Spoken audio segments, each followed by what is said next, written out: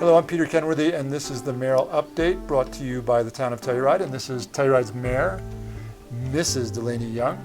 How are you, DeLanie? I'm great, Peter. Thank you so much for being here again. We're kind of between council meetings, as you know. We had one a week or so ago, and we're having one coming up a little farther along in the month of February. So I think it's a good time to catch up and see how you're doing, first of all, just personally as the new mayor. How's it feel? It feels pretty good. I think things are going well. I hope things are going well. I'm always open to suggestions from people on how things could be better, and I'm staying very busy meeting with people about things like that. I have had 4 years previous experience on council, which I think has helped immensely in jumping into this role. And I wanted to ask, before we get into anything that's specific to the town of Telluride, I wanted to ask you about a couple of meetings that you've attended, or a series of meetings that you've attended, I guess, up in Denver, in the capital, that might give us a little bit of perspective on where things stand with the rest of Colorado, kind of as it relates to Telluride, as we're in San Miguel County, which is a rural area. And I know that one of the things you did was catch up with a whole lot of other rural counties in Denver. Can you tell us a little bit about that experience, what you learned, what it was all about? Yes, absolutely. So I guess almost 3 weeks ago now, I went to Denver to attend a group called Club 20, which the 20 represents the 20 Western Slope counties. Now, each of those counties is not necessarily a completely rural county, but they contain a significant rural element. Grand Junction's in Mesa County and is obviously not rural, but the surrounding area is. And so what's going on in rural Colorado can diverge quite a bit, because we've got ranching, we've got agriculture, we've got oil and gas exploration. So a lot of different things that are happening throughout rural Colorado. Yes, it runs the gamut, and resort areas and also. Resort areas are also, and a lot of those are in rural areas. So it takes up probably the preponderance of the state geographically, right? Yes, 57 counties actually contain significant rural populations out of 64. Wow, that is a lot. It's immense. And it was a very powerful place to be, because this time it wasn't just Club 20. There were two other groups, Pro 15 and Action 22, which also represent the other communities, the rest of the state. And it was one of the largest Club 20 meetings that has ever been assembled because of everyone else coming. It was very powerful. It was very inspiring to be around people from all different walks of life. But in the end, we all are concerned with the same four basic things: housing, jobs, affordable health care and availability to health care, and transportation, the roadways. Well, it certainly sounds familiar to a Telluride audience. Absolutely. And walking away from such a diverse group of people and communicating with them over the course of a few days and realizing that we all really just want the same things puts us all in a more cohesive and collaborative mindset, which is very important. And so do you think the voice of these rural towns and rural counties, are those voices getting through to the Capitol in Denver? Are they getting through to the House and Senate? I think on occasion they are. That was the other big takeaway I had from that meeting, is that decisions are being made in the Capitol and in the bigger cities and for the bigger cities that don't necessarily translate properly to these other rural communities. And that message, I think, was heard loud and clear by several of the higher-ups in Denver. We had the Commissioner of Agriculture, we had the Attorney General, we had the Director of the Department of Transportation speaking. There was a reception at the governor's mansion, and the governor was there and spoke. And I watched him speak to a lot of people from a lot of different areas. I think that the message is coming through louder than it has in the past, and I'm hopeful that we will all continue to work together and be heard. Yeah, well, let's hope so. That sounds like a really cool experience. It was great. I'm grateful to have been able to attend. And then there was something the prior week, right, to do with the banning single-use plastic? That was just this past week. Oh, that was this past week, okay. On Tuesday. I was asked, along with several other communities, to have elected leaders, if possible, testify at a Senate hearing, a Senate committee hearing, about proposed language that would eliminate a piece of current legislation. It's in the Colorado Revised Statutes that prevents local communities from doing anything about plastic use in their communities. And Senator Donovan drafted language to repeal that one sentence, which didn't exist until 1993.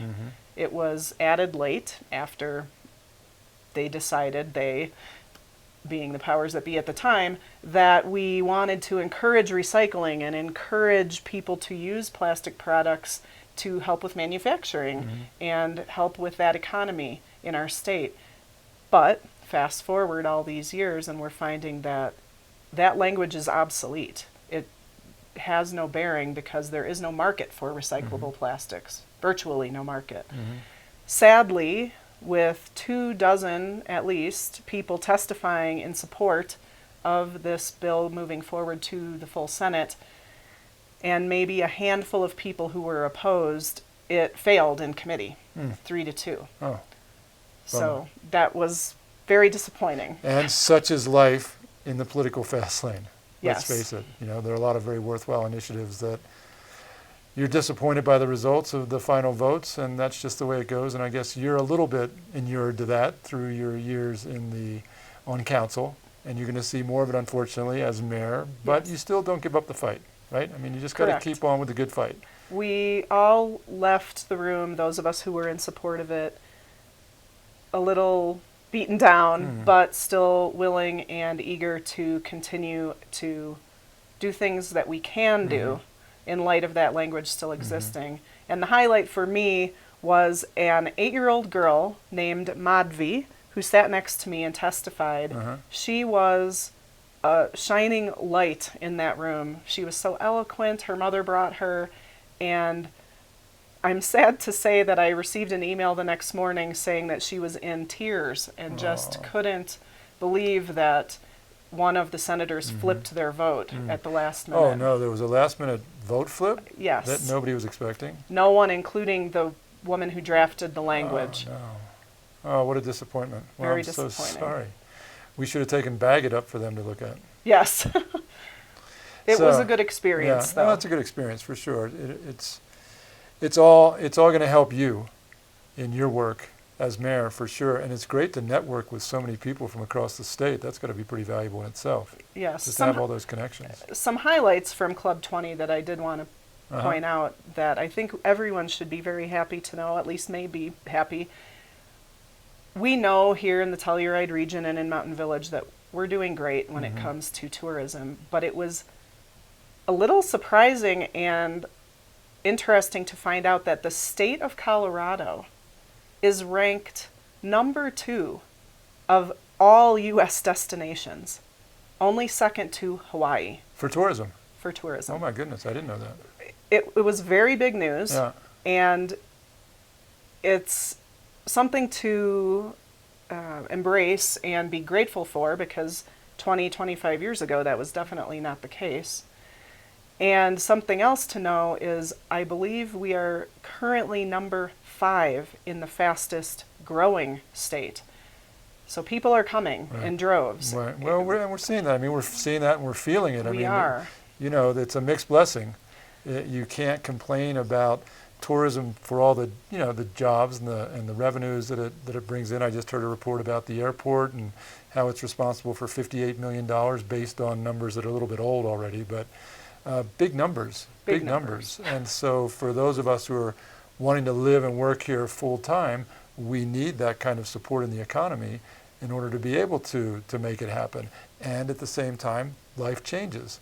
The more people that come, the more visitors we have, the more part-time residents that we have, the more the profile of life in Telluride and Mountain Village changes. And it's, you know, there's some pressures there, for sure. It is a double-edged sword, to be sure. There were some other statistics that weren't so great. There are apparently roads in the state of Colorado that have had virtually no repair since the 70s. And some representatives from those communities were there stating loud and clear that they can't be ignored anymore. The other piece of that tourism puzzle is most of this ecotourism or outdoor recreation Adventure, right. that is creating this huge tax base in the state is happening in our rural communities. And I think people are starting to recognize and listen, and knowing that this growth doesn't look like it's slowing down anytime soon. Right, and requires a fairly extensive infrastructure to support, which is missing from exactly those places. Absolutely. Yeah, okay. Well, cool. That's very exciting, Yeah. very enlightening, and interesting. So is there anything you want to talk about here at home specific to town of Telluride? In terms of things that are coming up or things that have just been through council?